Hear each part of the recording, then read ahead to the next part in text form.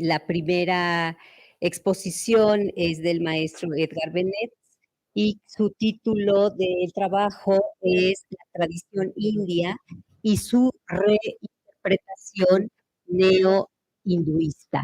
Entonces, ¿sí?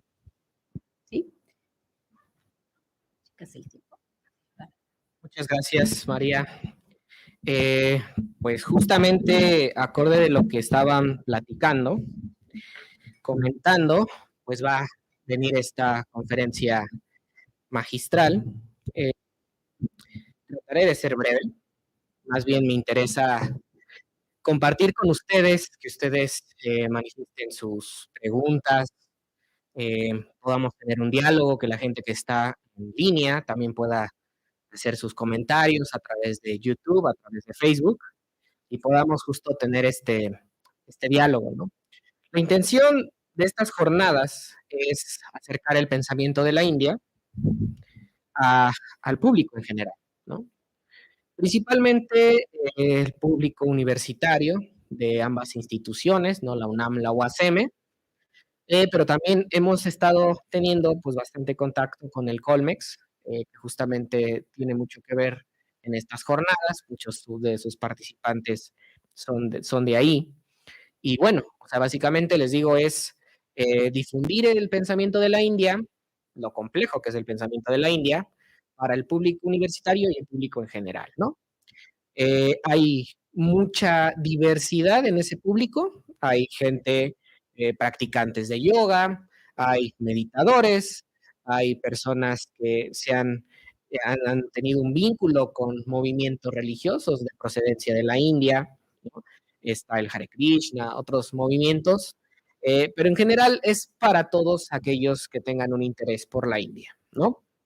Bueno, no quiero extenderme demasiado, tenemos acá la presentación, la vamos a ir utilizando para ir viendo cómo vamos. La siguiente, por favor.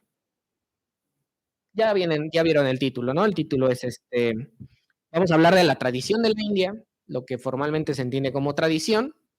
Vamos a hablar de otro periodo, que es el orientalismo europeo.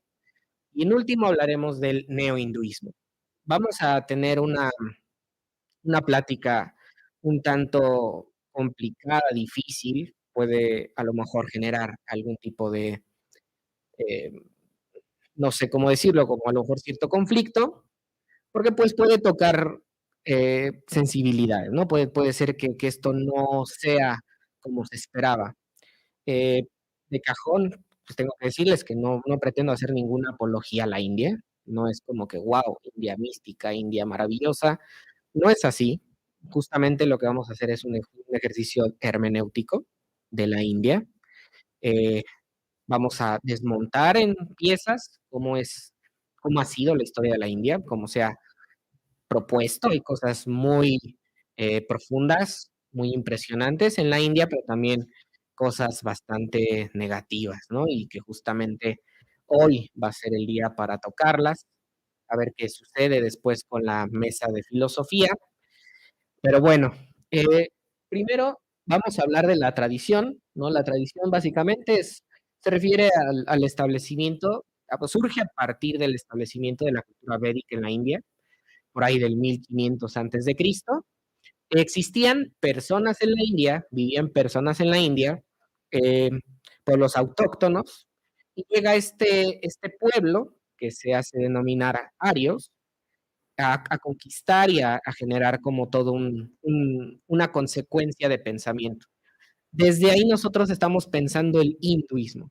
Ahorita lo vamos a checar, lo vamos a platicar, es bastante complejo, pero bueno, entonces por tradición vamos a entender lo que sucede en la India a partir del 1500 hasta por ahí de principios del siglo XVIII, XVII, ¿no? Que la India no había tenido un contacto tan rico con Europa. India, lo vamos a ver, en la tradición es una cultura muy ensimismada, no le interesa el contacto con otra cultura, los europeos, nada de eso, no hay un acercamiento, no hay un diálogo. Y bueno, pues eso es la tradición. Tenemos el orientalismo, a partir del siglo XVIII y la conquista de la India, principalmente por parte de Inglaterra, va a haber un interés muy fuerte de los europeos por conocer a la India, ¿no? Están grandes autores por ahí, pero justamente lo que vamos a ver es que el interés de estas personas no necesariamente es entender por entender. Viene implícito mucho el tema político de la conquista de la India, de la llamada joya de la corona inglesa, ¿no? Que es la India. Lo vamos a ir viendo y en último tenemos el neohinduismo. El hinduismo es un fenómeno bien interesante. Es una, una respuesta por parte de la India hacia Europa, pero justamente partiendo de una reinterpretación de su propia cultura. Eh, lo vamos a también ver con más detalle, pero por hinduismo podemos entender una simplificación, una reducción y una reinterpretación de la cultura de la India para Occidente. Y que de hecho dentro de la propia India también se empieza a creer eso, ¿no? O sea, se empieza a creer como que el yoga es realmente milenario, ¿no? No es preciso, es una reinterpretación que se viene generando a partir del siglo XX y los propios hindúes lo van a creer así, pero vamos a checarlo, ¿no? Bueno, entonces, la siguiente, por favor. Vamos a hablar ciertos temas, ¿no? La cultura védica, el sistema de castas, vamos a utilizar un término un poco, no tan común, xenología, es como una especie de discriminación de la raza, una forma de ver lo extranjero como algo negativo.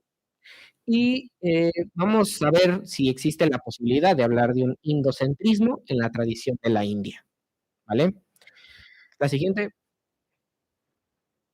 Eh, la cultura de la India, les decía, se funda a partir eh, de esta invasión por parte de esta cultura aria que llegan a la India, traen consigo ciertas recitaciones, ciertos himnos que nosotros hoy conocemos como Rig Veda. Eh, en este Rig Veda se habla de cómo se genera el mundo, cómo se origina, cómo debe de estar diferenciado o está diferenciado, porque justamente se nos comenta que en el principio existía el Purusha, nosotros tenemos aquí la imagen del Purusha, y el Purusha se dividió, ¿no? De su boca salió la casta brahmánica, de sus brazos nacieron los satrillas, de los paishas de los muslos y de los pies los sudras. La cultura de la India, esta cultura védica, se establece a partir del sistema de castas, ¿no?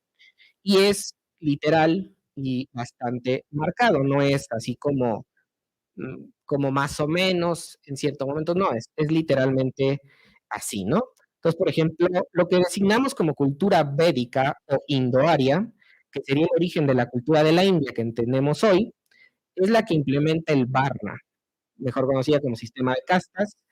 El asunto gira en torno a la invasión de la cultura védica sobre la región del subcontinente indio, recordando que esta cultura viene de Oriente Medio y al parecer también de Europa, en la que pusieron una segregación racial mediante leyes y convicciones religiosas para evitar el mestizaje con la población aborigen de este territorio.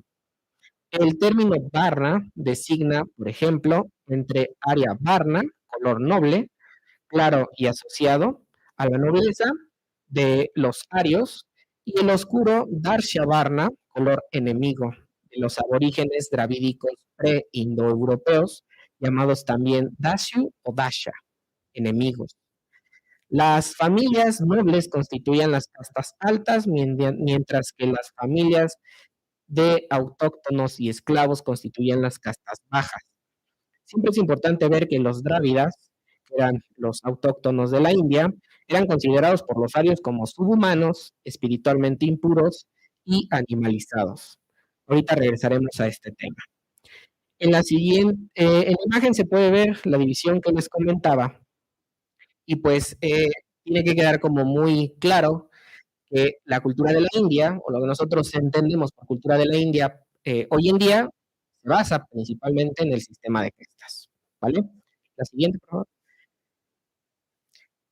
Asimismo, todo todo gira en torno al ritual, ¿no? Los sacerdotes de esta cultura védica, que son los brahmanes, tienen estos ritos en los que se recita el Rig Veda, en los que se recitan diferentes himnos, adoraciones hacia las deidades, y en el centro está este, ¿no? Pero la cosmovisión de cómo lo ven es que la cultura védica estaba centrada en rituales de fuego, devoción y sacrificio, con el propósito fundamental de preservar el orden cósmico y, en consecuencia, obtener el mérito divino, el Amrita. Se trata de una cosmovisión en la que los rituales son imprescindibles, pues de no hacerse o hacerse mal, podrían desencadenar el enojo de los dioses, el caos o el enojo de los dioses.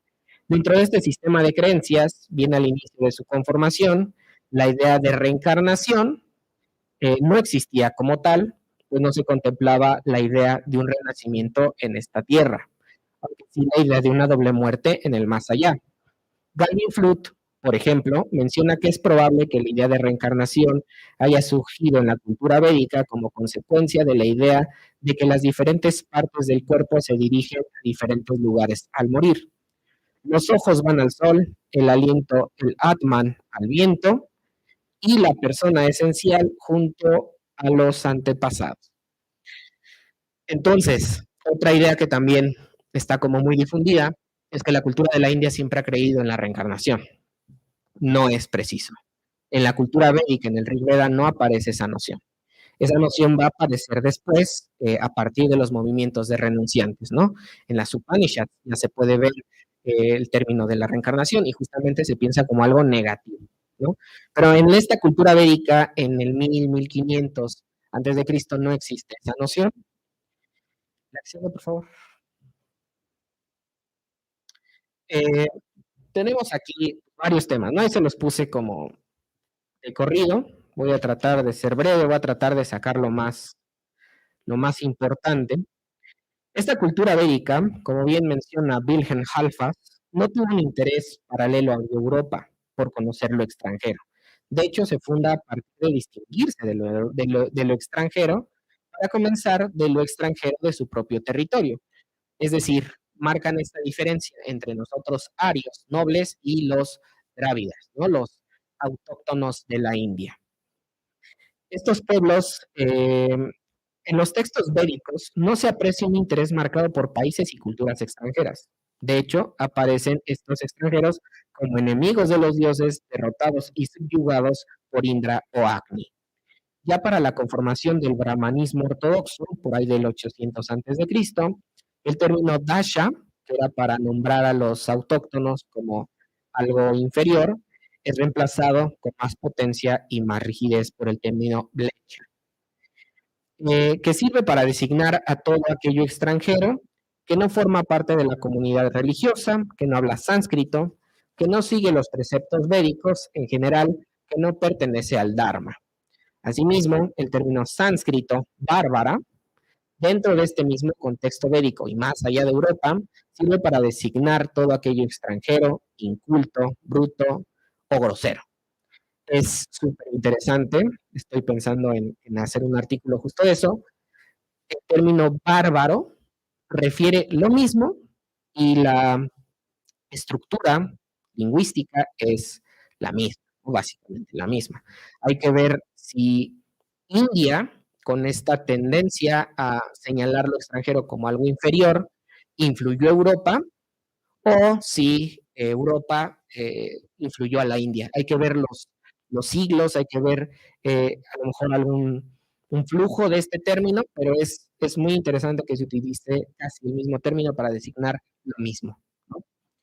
Después se va a utilizar ya de una manera mucho más amplia y más extendida, y eso va a ser por toda la tradición de la India, Yavana, el término Yavana, que es el término más extendido y sirve igual para referirse a lo extranjero como enemigo, aunque con sus respectivos matices. Hay todo un trabajo, ¿no? También de Wilhelm Halfas por diferenciar entre Yavana y Lemcha, ¿no? ¿Cuál es la diferencia y etcétera? En pocas palabras, desde la perspectiva tradicional de la India, el persa, el chino, el europeo, el drávida es visto como inculto, iletrado, corruptor del Dharma. Su uso terminológico puede verse en textos como en el Manusmriti, y el término es plenamente despectivo. No es como que les decía, no es como que hay más o menos, ¿no? Los hindúes, ya lo vamos a ver, o los indios, se autoconciben como superiores a las otras culturas del mundo. Y no es como que ciertas cosas, les reconocen ciertas cosas a los europeos, a los musulmanes, pero en esencia piensan a esas culturas como inferiores. En este sentido, la cultura védica, que irá teniendo mayor presencia y poder en el subcontinente indio, llegará a concebir esta tierra como suya y sagrada. Bharata, que es la tierra india, de acuerdo con la cosmografía sagrada, es la única apta para realizar rituales, purificar el karma o buscar la liberación del ciclo de reencarnaciones. El Bharata o Aryabharta es la tierra del Dharma.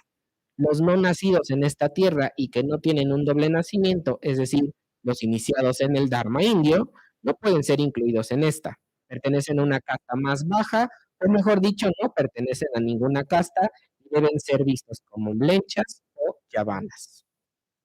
El otro, dentro de este contexto, es justamente el otro, en el sentido absoluto. Y se llega a extremos, como por ejemplo para el siglo XI, se dice que lenchas, en este caso los musulmanes, son como asuras, demonios resucitados, con los cuales se debe evitar el contacto, más que nada porque no hablan el sánscrito. Y cuando me refiero a evitar el contacto es que ni siquiera la sombra de una persona de ese tipo te toque. Hay rituales para purificarse de eso, ¿no? O sea, los brahmanes tienen rituales para purificarse de ese tipo de cuestiones. Asimismo, es concebida la prohibición tradicional de no viajar a los confines de la Tierra, a países extranjeros más allá de la delimitación área. Ya en la Bhadranyaka Upanishad se habla de esto y dicha prohibición, principalmente señalada para los brahmanes indios, tiene el nombre de Kalapani, la cual representa la prohibición de cruzar las aguas negras, o sea, cruzar el océano. Los indios en esta época antigua prohibían cruzar los mares hacia tierras extranjeras debido a que esto causaba la pérdida del respeto social del individuo, así como la pérdida de prosperidad. También dicha proscripción se encuentra elaborada de manera general en los Dharma Sutras de Audayana. Esta actitud xenológica de la cultura de la India, si bien no fue compartida por budistas, jainistas o tantricas, representa el núcleo de esta. Sí es cierto, los brahmanes son los brahmanes los autores de estos textos, no representan la totalidad de la cultura de la India.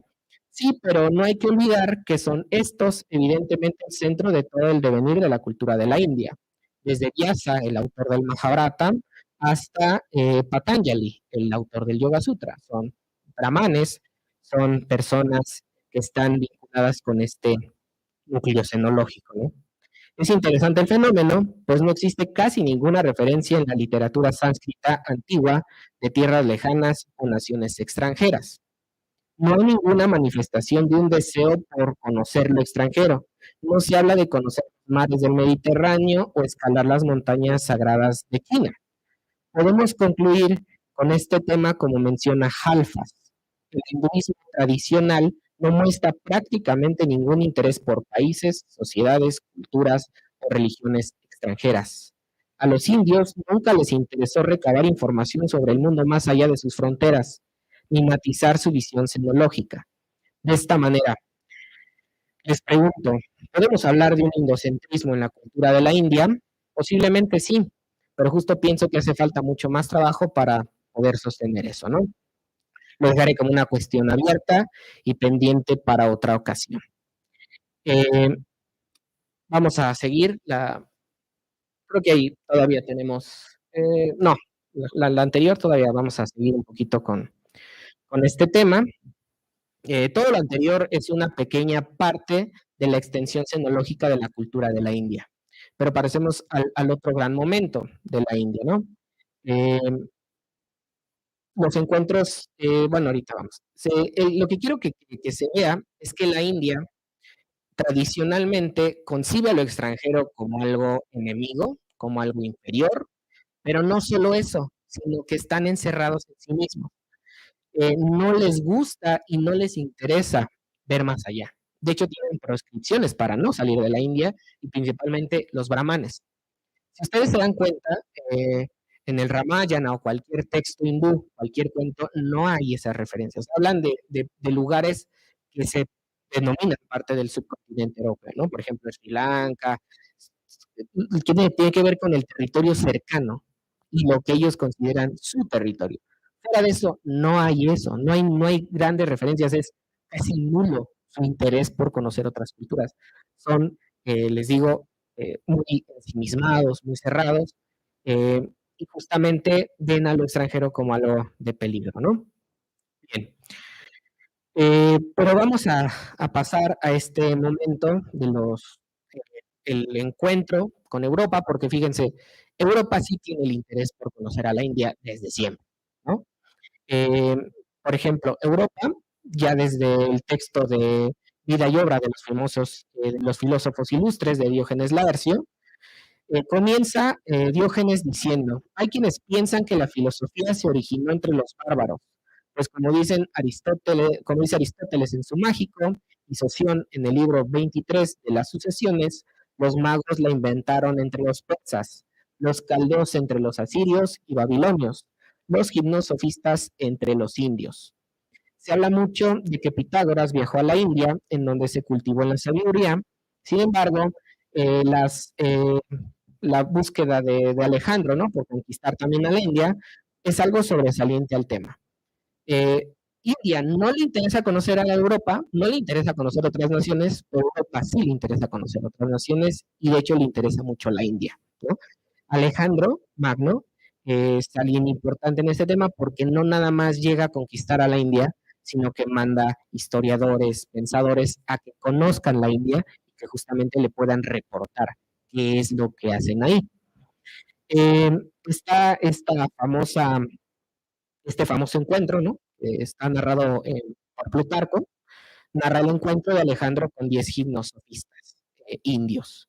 O Pirrón de Elis, también se dice que tuvo un encuentro ahí bastante interesante con los hindúes, y se dice que si había, esto lo cito de Diógenes Laercio, se habría quedado impresionado al oír que un hindú denostar a Anaxarjos, porque este, en lugar de mejorar a otros con la enseñanza, servía en la corte del rey.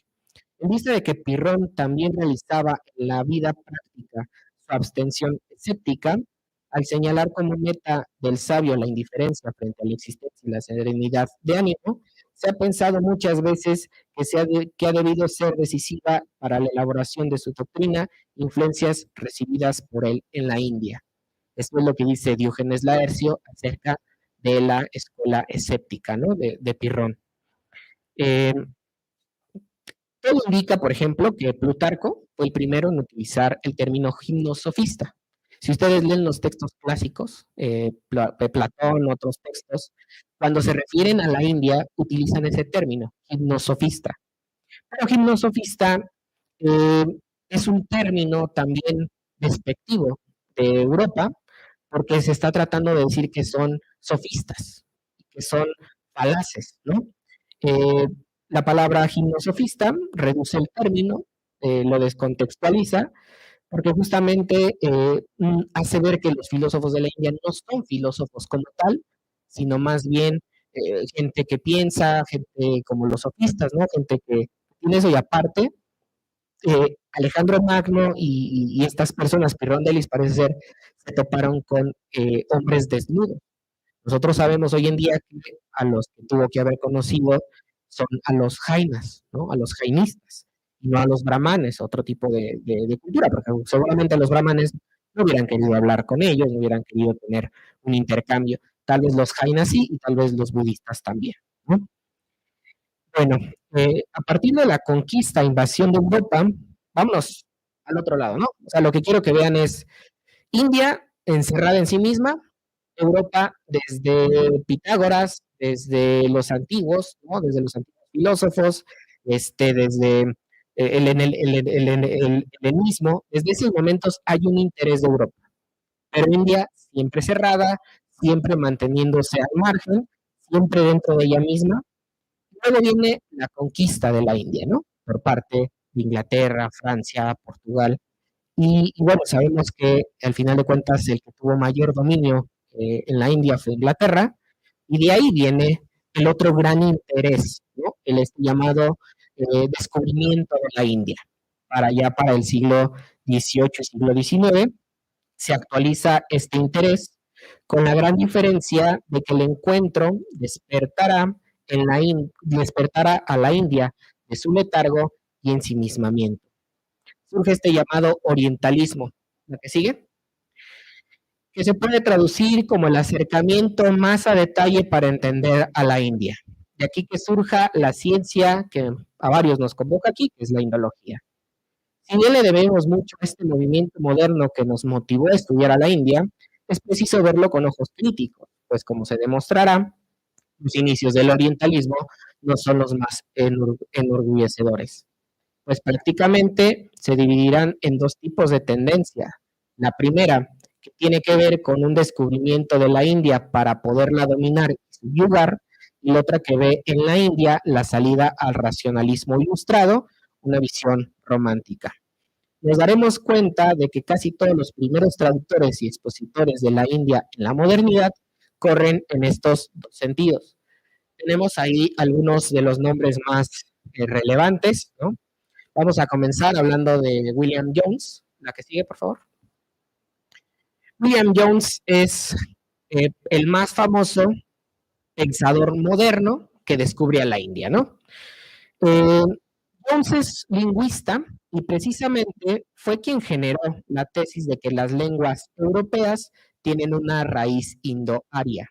Surge así el árbol de las lenguas indoeuropeas, donde el griego guarda una íntima relación con el sánscrito. Fue un descubrimiento sorprendente el de Jones, al demostrar que el sánscrito, anterior al aparecimiento del griego, estaba emparentado con este. Creo que a partir de este descubrimiento por parte de Jones, es normal comenzar a idealizar y romantizar a la India, ¿no? Como si India tuviera el secreto de todas las culturas, ¿no? Que es justamente lo que pasó. A partir de Jones viene todo un aura mística por la India, porque si la India habla el sánscrito y la habla desde tanto tiempo y es anterior al griego, pues imagínate, deben de tener un conocimiento muy profundo, ¿no? Es importante señalar que antes de Jones, Gaston Beret-Caudill ya había comenzado a señalar las semejanzas entre el sánscrito y el griego, ¿no? Hoy en día, pues cualquier persona sabe que las lenguas europeas están vinculadas con el sánscrito, ¿no? Tienen este árbol genealógico de las lenguas indoeuropeas. Es importante también en este sentido el orientalista Henry Thomas Colebrooke. La que sigue. Ya tenemos a Jones, ¿no? Ahí lo ven con esta aura típica de su época y como todo un gran orientalista, pero aquí en Henry Thomas Colebrooke le debemos las primeras traducciones de textos filosóficos. En su texto On the Religion and Philosophy of the Hindus, ya vemos los primeros pasos del reconocimiento del pensamiento indio como algo relevante, algo que necesita entenderse y captarse. Si bien Colebrooke, en él vemos un sentido básico de la indología, ya no hay que olvidar que este autor es un emisario de la corona inglesa. No traduce y trata de entender al pensamiento indio como un simple gusto, algo exquisito, ¿no? Sino su labor es de comprender y dominar, ¿no? Se trata justo, lo mandan a la India a traducir textos, pero es para ver cómo piensan y de ahí poder generar este ejercicio de control, ¿no? Y de dominación. La que sigue. De acuerdo a esto, también resalta el caso de Monier Williams, el cual abiertamente declaró que la conversión de los hindúes a la religión cristiana debía ser una de las metas de la erudición orientalista. Esta visión le consiguió su cátedra en la Universidad de Oxford, por encima de Max Müller, el cual tenía intenciones menos convenientes, ¿no? Si han leído a Max Müller escribe de una forma un poco más, un poco más sobre, aunque también hay bastante de romanticismo en él, ¿no? Por la India, pero se ve la diferencia. Repito, no se trata en este sentido, con estos autores, de entender a la India, era entenderla para dominarla y tenerla bajo el yugo inglés. Por ejemplo, en el caso de Friedrich Schlegel, alemán, si se dan cuenta, es muy marcado esta tendencia como orientalista de dominación en los ingleses, mientras que en los alemanes sí va un poquito más como en el tema del romanticismo, ¿no? Schlegel, probablemente uno de los más famosos autores románticos del siglo XIX, él nos tiene también su idea de acercarse a la India, pero justamente acercarse a la India con una búsqueda para encontrar algo más allá de la razón ilustrada, ¿no? Descubrir una cultura antigua que contemplara desde sus orígenes una visión más emocional, experiencial y subjetiva. Evidentemente, le presupuso muchas cosas a la India que no estaban como tal en esa cultura. Eh, sí, la India ha tenido cierta inclinación por la ciencia del interno, eso es innegable. Hay mucho de terapia filosófica, por ejemplo, en la India, pero tampoco es que fuera totalmente ajena al pensamiento racional y lógico, que justamente es lo que se hace cuando nosotros nos aproximamos a la India. Mucha gente trata de leer a la India desde ese horizonte, ¿no? Como si fuera pura mística, como si fuera algo profundo, que está como en contra de lo racional, y eso tampoco es preciso. También en la filosofía de la India hay mucho de racional, hay escuelas, hay darshanas muy racionales, muy lógicas y que parten justamente de esas presuposiciones, ¿no? Hegel y todos los que siguieron esta inclinación siempre estuvieron proyectando en la India todos sus anhelos y faltas, buscando y encontrando justo lo que querían encontrar. De hecho, Schlegel, en su texto, ¿no?, de la filosofía de la India, llega a aventar la postulación de que la India es el origen de todas las culturas y hay que estudiarla por eso, porque es el origen de todas las culturas. Entonces, eso, si no le suena a algo completamente romántico, pues entonces tendríamos ahí un problema. Entonces, imagínense, es el origen.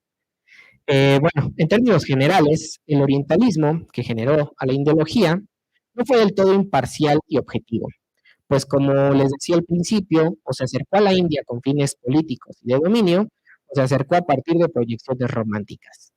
¿Qué tanto seguimos reproduciendo estas inclinaciones? Creo que es una pregunta que debe quedarse abierta y para la reflexión personal. Eh, Varios ya saben de esto, ¿no? Saben de estas como típicas inclinaciones de la indología. Muchos la tratan de evitar, por ejemplo, Halfas, ¿no? Mucho de su desarrollo es evitar ambas y tratar de ser lo más objetivo posible, tratar de explicar a la India en sus propios términos, más allá de que sea asequible o no, porque justamente hablar de castas, muchos autores lo omiten, ¿no? No, no hay que hablar de las castas, eso a los europeos, a los occidentales no les gusta, entonces hay que omitirlo, dice Halfas, no, es que eso es parte de la India y es parte de su riqueza y de su profundidad, ¿no? No es quitarle partes para que sea conveniente, ¿no? Bien, vamos a la siguiente parte. Ahora ya vimos a Schlegel y tenemos este neohinduismo, ¿no? Ya tenemos una tradición, tenemos este acercamiento de Europa hacia la India, ya nos dimos cuenta literalmente cuáles son como sus dos principales sentidos.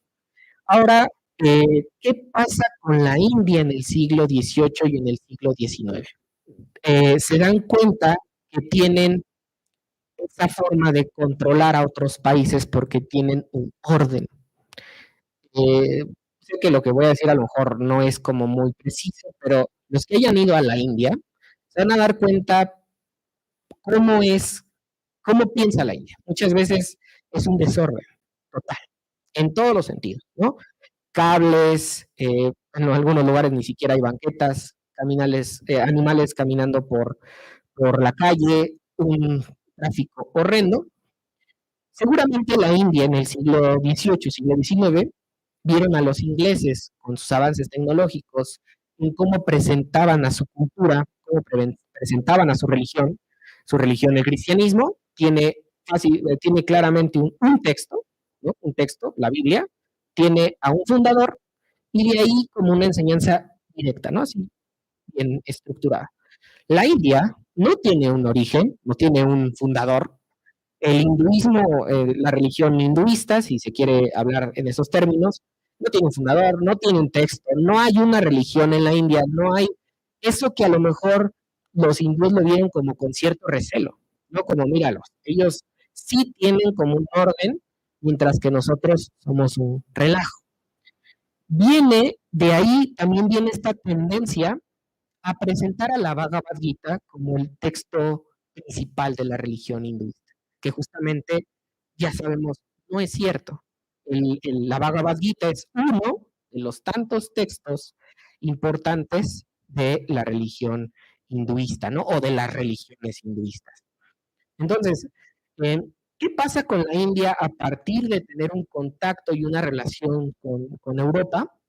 Bueno, pues empieza a surgir todo esta autocrítica, empieza a ver como una mirada hacia sí mismo de qué estamos haciendo, qué podemos cambiar o qué necesitamos cambiar para lograr el progreso, ¿no? Quiero hoy hablarles de un autor, probablemente el más grande autor de la India moderna, el llamado padre de la India moderna, que es Ramohan Roy. En mi opinión, el pensamiento de Roy es esencialmente un pensamiento pragmático y utilitarista, pues es bien importante señalar que Roy tenía correspondencia directa con Jeremy Bentham y estaba fuertemente influenciado por las ideas ilustradas de Europa. Ha habido, tanto fuera como dentro de la India, toda una serie de comentarios sobre la influencia del pensamiento occidental en Roy. Si Roy fue, al final de cuentas, un converso, ¿no? Al cristianismo, al pensamiento europeo, o si Roy mantuvo de cierta forma su tradición y trató eh, de potencializarla, de reinterpretarla y justamente darle como esa fuerza, ¿no? Eh, es debatible hasta qué punto Europa influenció a Roy y viceversa, pero lo que no es debatible es que su pensamiento apuntaba en última instancia a reformas y cambios prácticos en la realidad india. Para empezar, Roy estaba muy en contra y quería la abolición del sati. El sati es este ritual en la India en el que si el esposo se muere y lo echan a la pira funeraria, ¿no? De fuego y todo esto, la esposa tenía que seguirlo en el mismo sentido, ¿no? En el mismo camino. Hay testimonios de que muchas mujeres se aventaban con su esposo por el amor, pero muchas veces no era así, eran obligadas a aventarse con el esposo, ¿no? Porque justamente una mujer sin esposo, una mujer divorciada en la India, es todo un tema. O sea, es algo que justamente es muy debatible. Y justamente para los ojos occidentales es horrible, ¿no? O sea, horrible que la mujer tiene que ser excluida en un monasterio porque ya no se puede volver a casar, porque ya no puede volver a ser X, porque no puede volver a ser Y. Literalmente es excluida de la sociedad. Una mujer sin esposo en la India es excluida, o al menos en ese sentido tradicional antiguo, ¿no? Roy quería esa abolición de ese ritual, pero también la abolición de la idolatría, ¿no? Si quiere la que sigue, por favor, para ver un poco a Roy. Y es el padre, ¿no? Les digo, de la India moderna. Tiene esta tendencia como a utilizar cosas de Europa para modificar muchas cosas que ya existían en la India, que dice eso es una aberración, lo tenemos que quitar sí o sí.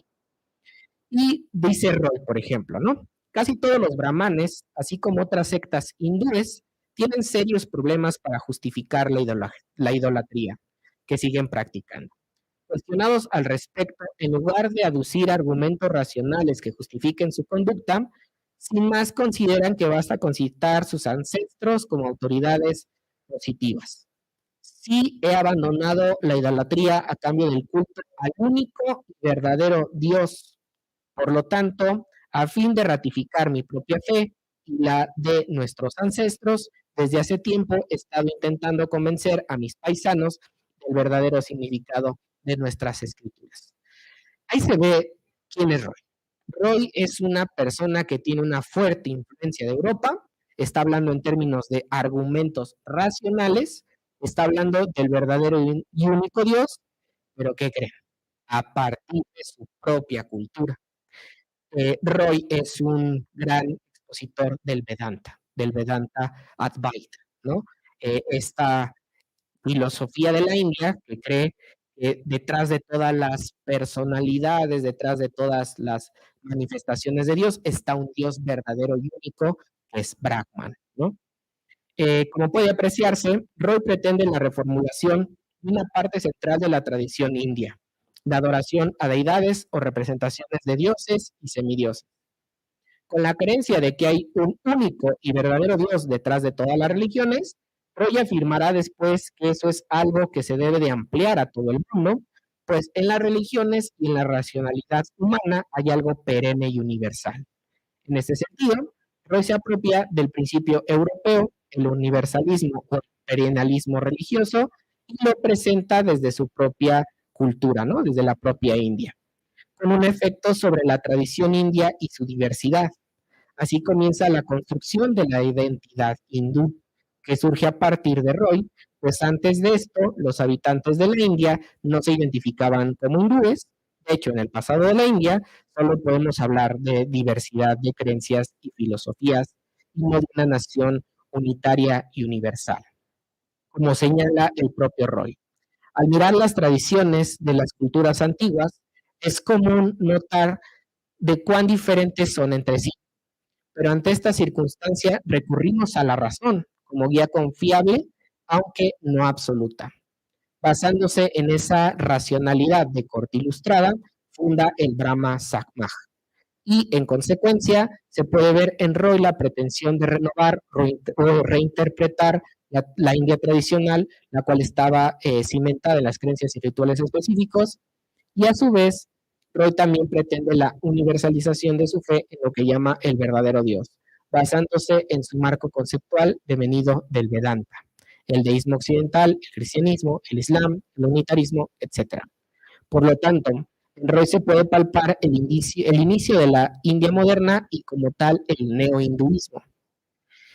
Eh, si se dan cuenta de cuál es la estrategia es apropio cosas de Europa que me sirven para mejorar mi propia tradición, también de mi tradición quito y pongo, y genero una religión universal.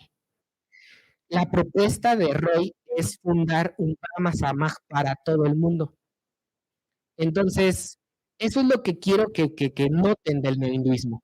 El neohinduismo nos presenta la religión última. De hecho, Deepak Chopra utiliza un término como religión universal, si no mal me equivoco. Los hindúes, a partir de la modernidad, tienen esa tendencia. Nos hablan así en términos literales, ¿no? Nos dicen, es la religión universal. Es que no estamos hablando del cristianismo, o fundan, ¿no? Mezclan el cristianismo con el hinduismo, pero solo es posible a partir del Vedanta Advaita. Pero justamente también a partir de ciertos principios y tendencias occidentales, ¿no? El racionalismo, la lógica, etcétera, etcétera.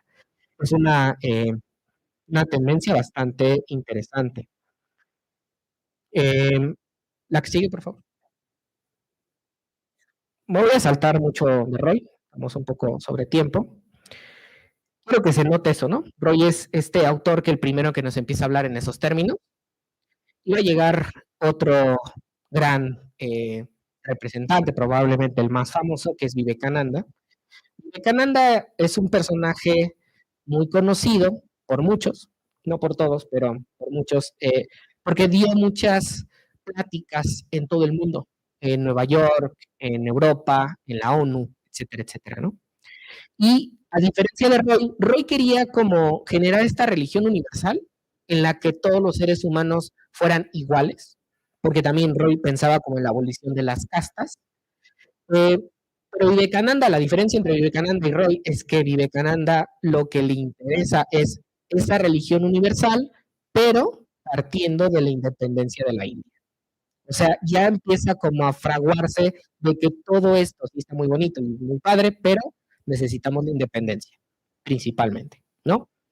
Entonces, Vivekananda fue el más sobresaliente discípulo, o uno de los sobresalientes, o al menos el que se apropió de la enseñanza de su maestro, de Ramakrishna, se apropió de esa enseñanza y empieza a hablar en ese sentido, ¿no?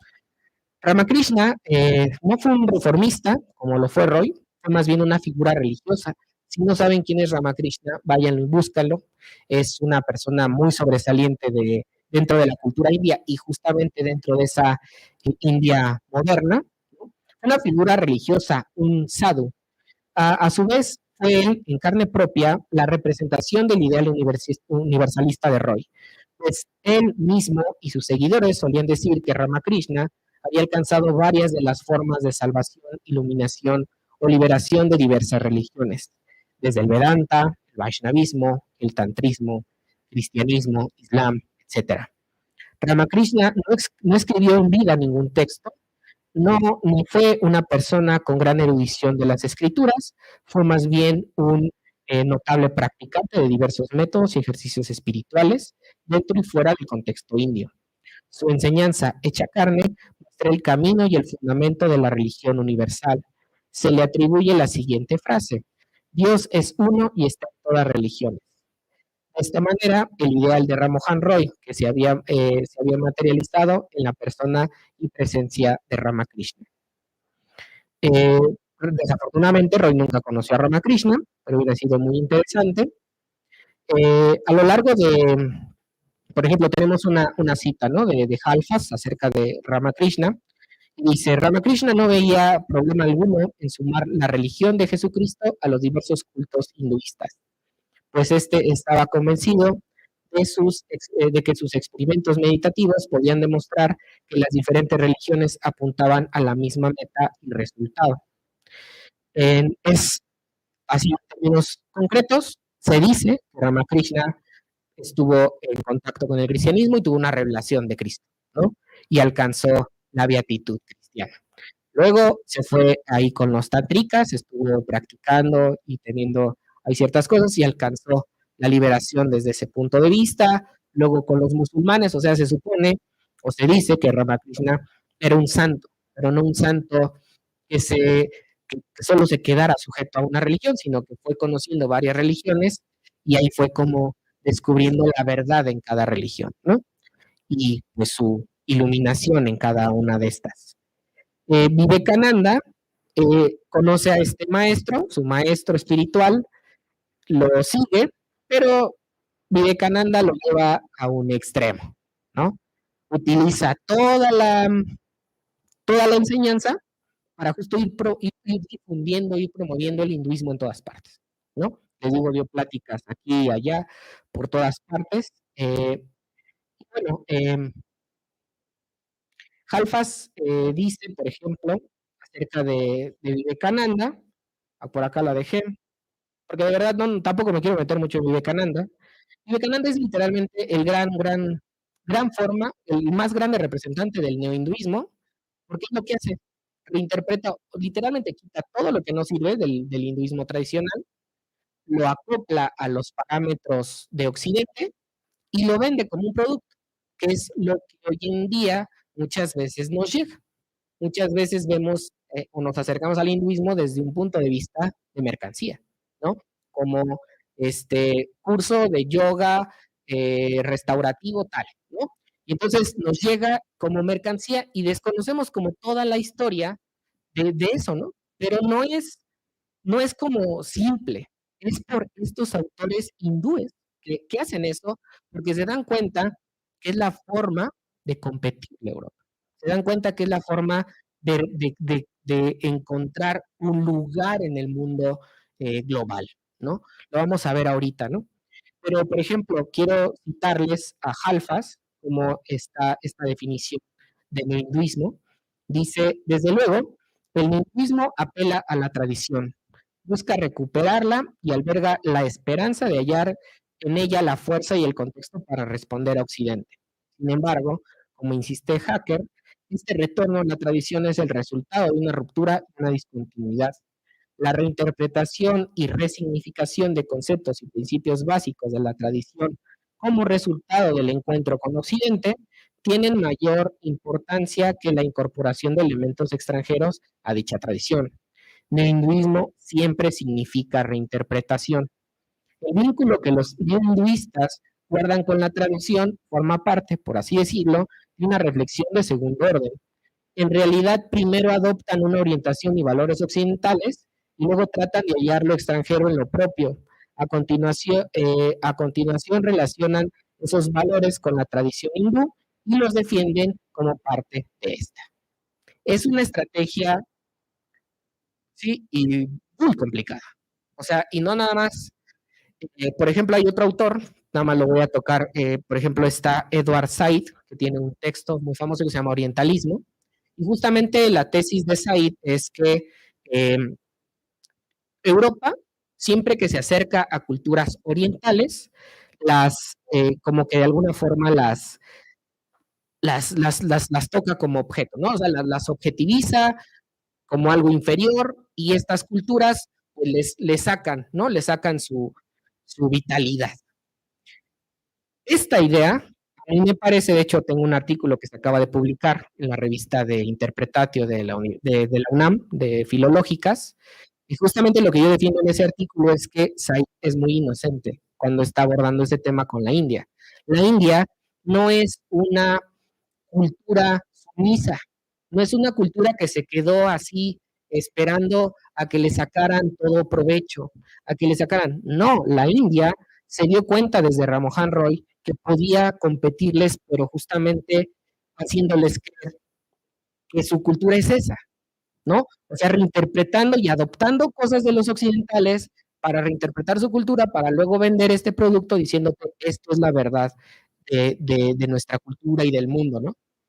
Y no es menor lo que han logrado, ¿no? O sea, el yoga es para mí, también ando trabajando con ese tema, como el máximo representante de esta tendencia no hinduista, porque el yoga es conocido en todo el mundo y es practicado en todo el mundo. Y la potencia que tiene el yoga, por ejemplo, en términos económicos, ¿cuánto genera el yoga? Debe de ser muchísimo, ¿no? Entonces, no hay que pensar como que la India, pobrecita, la conquistaron y se quedó ahí esperando a que pasara todo y siguen ahí bajo el yugo europeo. Pues no, no es nada parecido, no es así.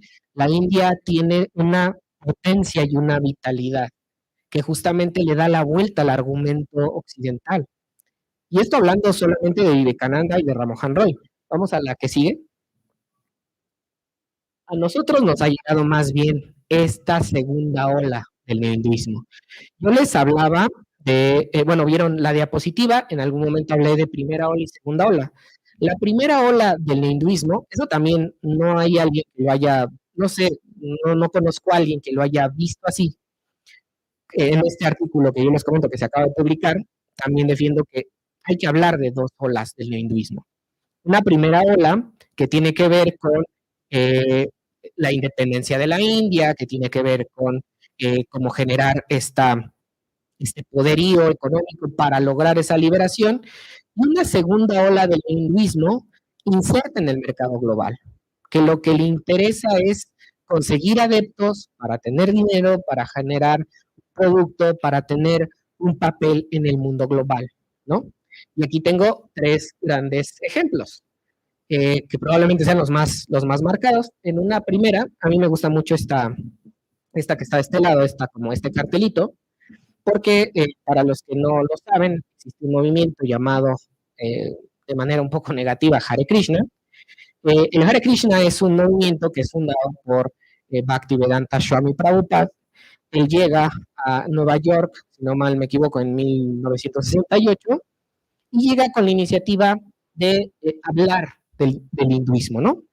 Según él, hacernos conscientes de Krishna. Krishna en el sentido plenamente hinduista como la suprema personalidad de Dios, ¿no? No quiero hacer mucho el cuento, pero está Prabhupada. Llegan los chicos que lo ven tocar ahí en el parque, ¿no? En Central Park en Nueva York, lo ven tocando los tambores, lo ven recitando mantras y todo esto, les llama la atención, se acercan a él y empiezan como a tener ese contacto, ¿no? Pero justamente estos muchachos, pues, son hippies, ¿no? Entonces generan este primer cartel, creo que es por ahí del 68, 69 este cartel, donde fíjense lo que dice, ¿no? Dice, Krishna Consciousness, come west, ¿no? Y dice, Swami Bhaktivedanta, y también va a tocar en el mismo lugar Grateful Dead. O sea, va a ser hablar de conciencia de Krishna, pero también va a estar Grateful Dead, mantra, rock and dance, ¿no? Eh, Fíjense cómo es la idea. Aquí ya es otro hinduismo más potente, porque si el primero tuvo un eco en el mundo cuando Vivekananda da sus pláticas en la ONU, este va a jalar a tanta, pero tanta gente, pero de una manera impresionante, ¿no? Por ejemplo, Krishna hasta el día de hoy sigue siendo un movimiento religioso pues, muy importante, ¿no? En el mundo. Eh, Acá arriba tenemos un gran representante, Bhagwan, Sri Rajneesh, muy conocido por todos como Osho. Osho funda este movimiento, el movimiento Rajneesh, que llegó al extremo, ¿no? Imagínense la potencia que tuvo el movimiento porque fundó un pequeño país dentro de Estados Unidos, ¿no? En el estado de Oregon. Vean el documental, ¿no? Wild Wild Country está en Netflix, ahí narra toda esta perspectiva. Bueno, Bhagwan, a mi forma de ver, tenía una capacidad tremenda para hablar en público, es hipnotizante el tipo, y el dominio de los textos hinduistas, como lógicamente o de una manera mezcla el cristianismo con el budismo, el hinduismo, es impresionante, pero justamente generando un producto para estos chicos hippies de los 60s, 70s en Estados Unidos, ¿no? Que es la mayoría quien lo sigue. Eh, Peter Sloterdijk, el famoso filósofo alemán, pues fue discípulo de Osho, ¿no? Conoció y le interesó también la India desde hace mucho tiempo, pero justamente Sloterdijk desde un ángulo ahora un poco más crítico, porque él sí lo vive en carne, ¿no? Estar ahí en presencia de Osho y todo este tipo de cosas. Bueno, también se hizo muy popular el hinduismo porque los Beatles tenían a su gurú, ¿no? Tenían acá al gurú de los Beatles, que está allí, por ejemplo, al centro, y pues de ahí que se pusiera mucho de moda, ¿no? Toda esta onda como espiritual, como mística, hay que ver qué sucede con la India, y se vuelve a romantizar, ¿no? Como el lugar, como de esta aura mágica, donde está el origen de las culturas, su religión está más allá del razonamiento, es más sensitivo, meditativo, la. Y les digo, sí, sí hay eso en la India, sí hay eso en la tradición, pero no es lo único. No hay que reducir a la India o a puro racionalismo, ¿no? Como también hay unos autores actualmente que defienden el hinduismo desde el punto de vista racional, ni eso ni lo otro. No todo en India es espiritualidad, no todo en India es bonito, no todo en esta tradición va en ese sentido, ¿no? Entonces, por ejemplo, ya para terminar, tenemos a estos famosos gurúes que vinieron, los que estamos aquí hablando, pero hay otros tantos más, seguramente conocidos por todos, Yogananda, Desikachar, ¿sí? Muchos, Deepak Chopra, ¿no? Muy famoso, que ha hablado de la medicina tradicional india y su reinterpretación con la medicina occidental. Ejemplos me faltan, creo. O sea, hay muchísimos, o sea, muchísimos gurúes, maestros, que vienen a Europa o acá a América, también han venido acá a dar pláticas, a hablarnos de este tema, y justamente nos llama la atención, ¿no? Como, wow, eso es lo que sucede en India. Sí, ¿qué crees? Eso siempre es una reinterpretación de la tradición. Si tú te dedicas a leer los textos, te vas a dar cuenta que no es así. O no es tan así, ¿no? Porque sí hay cosas espirituales, hay cosas de ese tipo. Evidentemente, sí hay una práctica de la observación de los pensamientos, sí hay algo más allá de la razón, pero tampoco es que solo sea, ¿no? Entonces, por parte del lingüismo, siempre vamos a obtener una reinterpretación y de alguna forma, ya sea obscureciendo o negando ciertos aspectos, ¿no? El sistema de castas, sati, el papel de las mujeres en la propia India, ¿no? Eh, proponiéndonos que en esencia todas las religiones tienen una misma verdad. Eso es algo que propiamente la India sí puede defender desde el Vedanta, pero también el perennialismo europeo también tiene la misma idea. La masonería y estas cosas también tienen la misma idea, como que hay algo perenne en todas las culturas y algo que es una verdad en todas las religiones, ¿no? Hay que ver qué tanto podemos aproximarnos de eso y bueno, no quiero quitarles más tiempo, quiero más bien que participen, me gustaría escucharlos y de mi parte sería todo. Muchas gracias.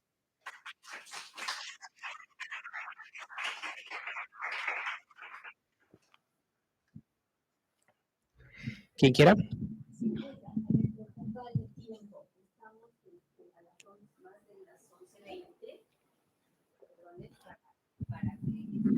Sigue la otra. Sí, yo sugeriría, como estamos sobre tiempo y todas las personas tienen compromisos y hay un programa, lo que yo sugeriría es, bueno, agradecerte la conferencia, nos das un mapa muy amplio, ¿no? Teórico y problemático. Yo lo que sugeriría es que pasemos a las mesas y que ahí se vayan planteando las preguntas, ¿no? Generar el diálogo entre nosotros para no montar el tiempo ya tanto, ¿no? Esa sería mi sugerencia, si están de acuerdo. Sí, Sí, si gustan, miren, lo que podemos hacer ahorita que pasen los ponentes de la siguiente mesa, yo aquí los ayudo a moderar la mesa y ya las preguntas podemos contestarlas, ¿no? Ya sea a mí o a los demás. ¿Qué les parece? Entonces digo, no, ahorita vamos a seguir a la próxima mesa y ahorita que estemos aquí los ponentes ya me preguntan a mí o a los ponentes de sus respectivas ponencias, ¿vale? Entonces, si quieren los de la siguiente mesa, por favor.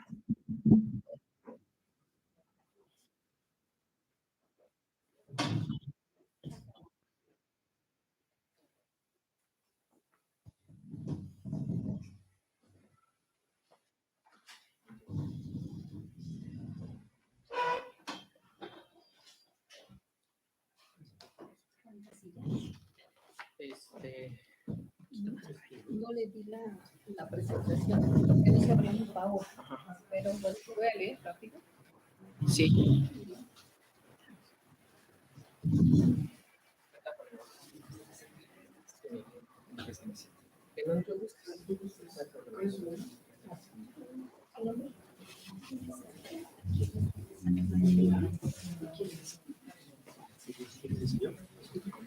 Gustavo. ¿Quieres ver por allá? Sí. Roberto. José Rosario.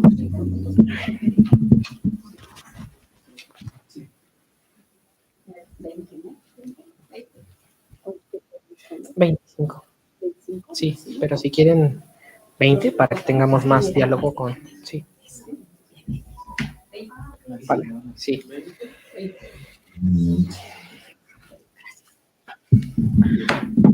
Pues bueno, vamos a continuar